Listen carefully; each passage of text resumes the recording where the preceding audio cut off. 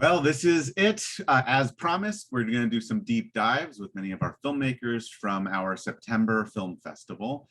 Our first discussion is with Sarah Bonrepaux, writer, director, actor, probably many other things for the short film Strayed.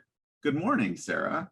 Good morning. Thanks for having me. Yay, thank you for being here. It was a pleasure to meet you in person at the Frida. Why don't you start by talking a little bit about the experience seeing your film on the big screen? How many times had you seen it projected like that before? So this was the first time I've seen it in a theater. So it was really exciting. This was the first live festival I was able to attend. So I was excited. It was super great. And I loved seeing other people's shorts as well. And I don't know, it's kind of a little, achievement because I've been working on this for so long. And this is my first project as a director and writer. So I was a little bit, hey. Yeah, it must be pretty nerve-wracking, right? There's probably, yeah. How scary is it to jump into that theater with that audience? It was not, I wouldn't say scary. It was more like exciting because I've spent so many time on that film trying to finish it that it's kind of a relief that, okay, I've done something from start to end. I finished it and it's out, Yeah, you know what? That brings me to my first real question that I had in mind. I know that you've talked about how long this idea has been kind of festering in your brain. How long has it been? And we'll get a little, I'm going to get a little personal about like why this idea. Yeah. Well, it's been a while. I started to have kind of writing ideas when I had illness issues a few years back. It started in 2014, but it lasted for many years. And basically I couldn't do anything. I was stuck in bed. It was a chronic illness and I couldn't do anything. My body was just exhausted. And this was supposed to be for life. And I was like, it's not, I need to do something about this. Like, I don't know, write something, make something out of it. And so I had this idea of translating that feeling of being trapped in your own body and not being able to do anything and see, the years go by and you're still like sitting there and not doing anything. And I was like, this is the most horrible feeling ever. And I want to be able to translate this in a horror story, being a fan of horror movies and all. And I started to write this and it took a little bit of time. And then I was like, okay, let's just do this. And then thankfully I got recovered. And I was like, this is a miracle. Let's shoot it. So I shot the film and yeah, that's about it. That was my first experience. So it was really hard to, being able to control everything. Thankfully, I had an amazing crew who had a lot of experience, with the cinematography, the sound, everything. So I was well surrounded for this. But yeah, it was super scary. Now I'm like, okay, I need to do something else, but I'm so scared of jumping again in the, in the deep. Well, deep thing. You were in France still when this happened? So when I was sick, I was in France. And then when I got recovered, I got my green card to move to the US. So I moved here and I was like, okay, now I need to do something. So I shot it. And because I wanted to work with Adrian Cachola, who is the cinematographer, I went back to France because I wanted him absolutely. Since I wanted to act in the movie, I wanted to be able to not think about the frame and everything. So I wanted him and I went back to France to shoot this. Yes. Well, I'm gonna jump ahead actually, since you brought up Adrian and working with a cinematographer, since this is your first project as a director, as you mentioned. Was this your first project as a writer to come to fruition as well? Yes, both. So that's also a big thing. I will talk about that a little bit, but working with Adrian to direct yourself. What was it like directing yourself? And would you ever direct a film you're not an actor in? Oh, yes, I would love to, honestly, because I feel I was scared about that because sometimes you see a lot of movies where, actors are also directing. And of course, when it's perfect, it's amazing, but you have so many things things to deal with. And this is only a short film. I cannot even imagine for features. But no, this was really hard. That's why I wanted to work with him, because I've worked with him before, and he's a genius. Like, he knows every lens, every camera, every light, everything you need to make your frame look perfect. So I knew if anything happened on set, he would know what to do, because I mean, I wouldn't have been able to, if a light goes off or a camera shuts down, I don't know, anything happens, he made it perfectly, smooth on set. So no, that was super easy. But I would love to. I'm actually writing other projects right now, and I'm like, you know what, just maybe a short or something where I'm not acting and I can only focus on directing and telling a story. You gave yourself some challenges as a first-time director. First of all, directing yourself. But second of all, the story itself is a little abstract. It's nightmare logic. It's much more about the emotion than about, say, plot or particular things. In a lot of ways, you're trusting the audience to be kind of smart enough to pick up your visual and sound cues. A lot of times it's a much more seasoned director who will attempt something like this, but you went right out the gate. Can you talk about that a little bit? Yes, well, I was afraid, first of all, that people wouldn't understand, but I'm kind of reassured because everyone who gave me your feedback were like perfectly understanding everything. And yeah, I don't know, I had this idea of a mix of, the alien stories you hear, the common things that everybody's like, oh, I've been abducted by some aliens. I've read so many, things online of people who had these similar experience, the lights, the time that goes by, and they have no idea of what happened during those, 3 hours, and a little bit of things like this. And I was like, oh, the time they steal from you. It's I had a common thing with that, like the time the illness stole, from me. So I was like, okay, let's dive deeper into this. And yeah, of course, for the ending, I'm not going to spoil. It was super important to have, again, the right, shots to make the people understand what was, what is happening. So yeah, I mean, again, the cinematographer and the preparation were tremendous help in all that. I won't speak to the ending either, but I do feel like Strayed is one of those pieces, partly because it's nightmare logic, that's kind of unspoilable, right? It's 6 minutes less actually, and it is, you could know every like kind of story beat that happens, but that's not what this is about. It's really feeling the sound and the images together. I think it's the experience of seeing it. I don't think you can spoil this one, but all right. So this next thing, I did not come up with this question, but you made me come up with it, and it's probably more of an Adrian question. But you shot this in a forest, Yes. and this is why you needed a really good cinematographer. There are day scenes and night scenes. I'm wondering if you're able to talk a little bit about the challenge of lighting and getting the image you wanted, because outdoor shooting is very difficult. And then when you combine that with day and night, it looks beautiful. So. Oh, thank you so much. Thank you. I really appreciate it. Yeah, it was really challenging because we shot in a forest outside of Paris, the only place we could shoot at. We have the authorization and everything. And there was like an airport, a small airport next to the place. So we had the planes, noise and everything. But thankfully, the 3 days we shot over there was just, plain silence and everything.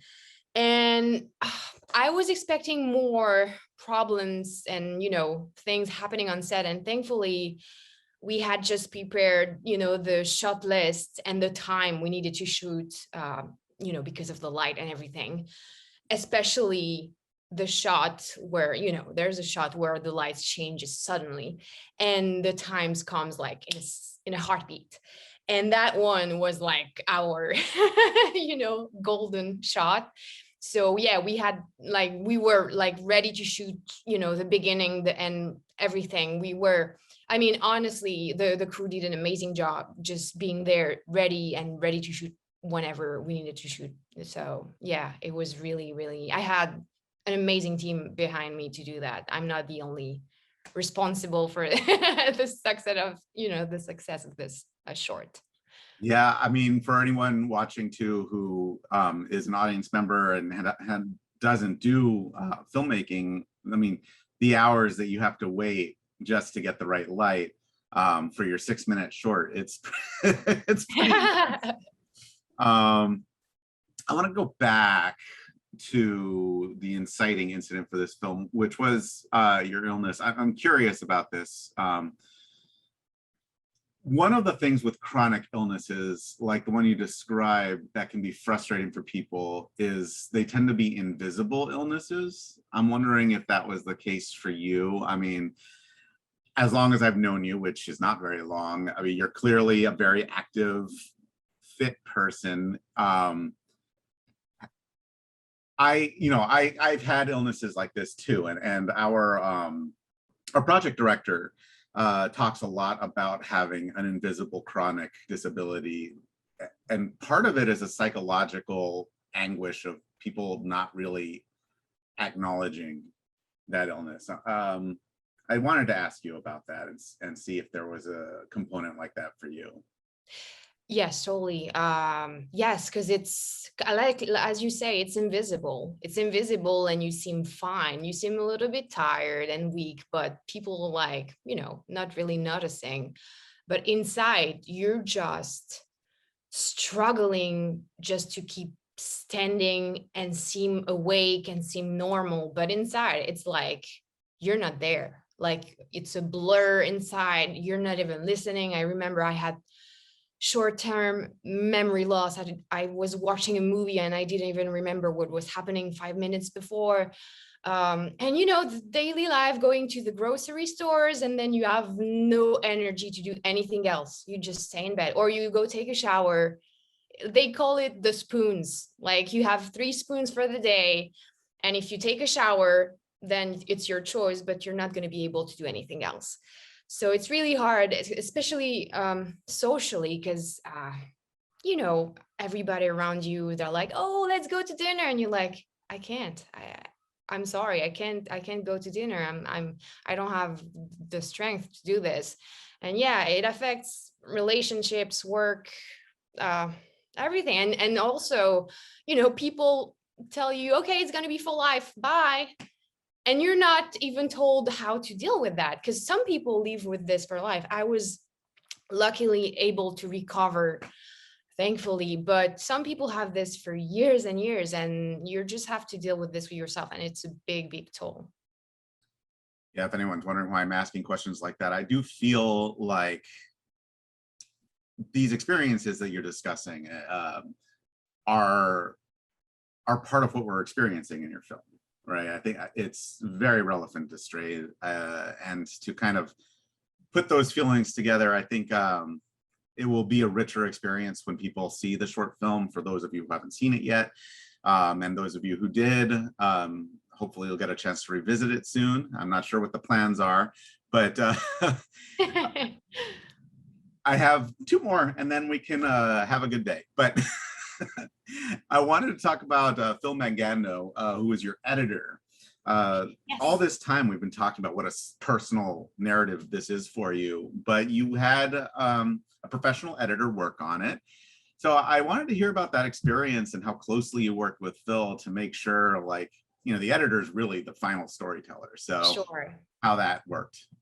So I worked for the editing. Adrian, who's the cinematographer, started the thing, and then he had other projects and couldn't finish the work. So I called Phil. I worked with him on another feature I was acting in, and he's in LA, and he just, put everything back together and finished the work. And yeah, it's really important because, I have a little bit of experience in editing, but when you do a movie, you need to have like a professional, editor, and someone who really knows how to do that. And honestly, with both of them, they knew exactly what I wanted to do with this movie. And I remember I sat down with Phil once, because I mean, much of the work was already done, and we just had to discuss what exactly I wanted for this movie. And I remember telling him everything, and he was doing it while I was talking to him. And then we just, because the pandemic happened, and we did that through phone and Zoom and everything. But no, honestly, I mean, he's been working for years. He has tons of projects. He's super, efficient and professional. So it was super easy. Honestly, the editing was easy thanks to Adrian and Phil for that. Yeah, they got all that coverage. All right, so my final one is kind of it's the last question. It's more of a philosophical one, I guess. I feel like, again, without revealing images, for me personally, Strayed could be viewed as a fear of general aging as much as being trapped in one's own body, or really what I feel like being betrayed by one's own body. That's why I put it in that failed trust block. Mhm. But I wanted to talk to you about those fears, because I feel like a lot of people have a fear of general aging. And there are some similarities to what we've been discussing, but the differences are also quite dramatic. I mean, I've spoken to many people who are young actually, and who like are scared to death of aging, and other people who are like, much older, around 60, 70, and who are, just starting to realize, oh my God, I've lived in, for so long, and who are kind of doing like a, you know, how do you say that? A checkup of, okay, where am I in my life right now, and what's gonna happen, and who start to realize, and sometimes I discuss with them, and I'm like, oh my God, it must be so not scary to be at that point, but being like, is it gonna be over soon? Have I done everything I want to do?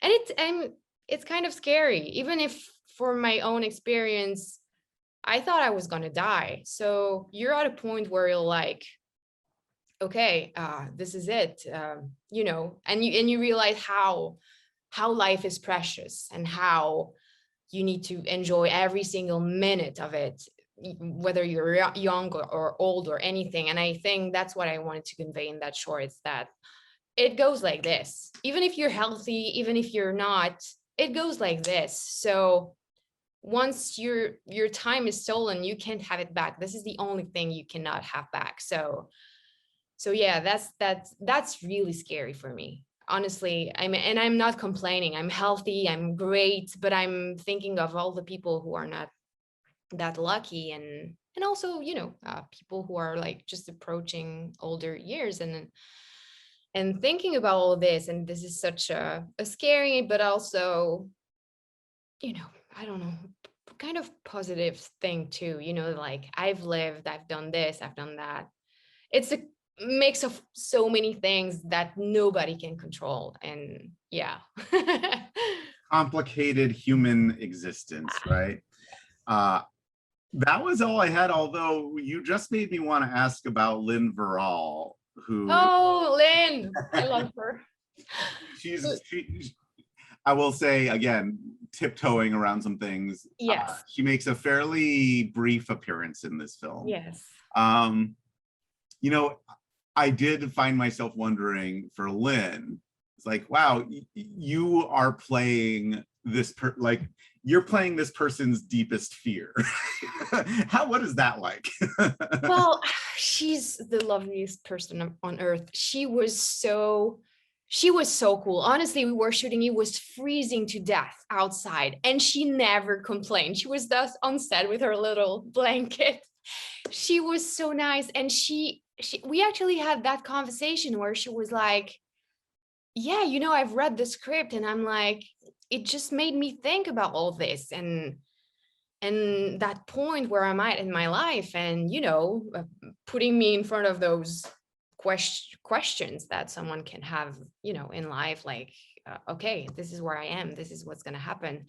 And so I think it was really powerful to have that double, my experience and hers, and just being there and creating a story about that. which is going to be important for both of us. You know, I always love when I do projects, either as an actress or this one as a director, where everyone, even in the crew, has something with the story. Everyone has a reason to be here and to tell that story. I feel it's even more powerful and compelling, and everything, you know, the energy that goes around, it changes everything. Well, Sarah, I think I've taken enough of your time. We've talked for about 20 minutes about a 5-minute short film. So I'm so excited to see this film get more eyeballs on it. And you're such a charming person. It's been really a pleasure getting to know you. Thank you. Thank you so much for having me. Really, I loved your festival. It was so much fun. Thank you. It was, it's nothing without you. So thank you so much. And I'm very happy you're healthy now. Keep at it. And thank you so much. Thanks. Bye.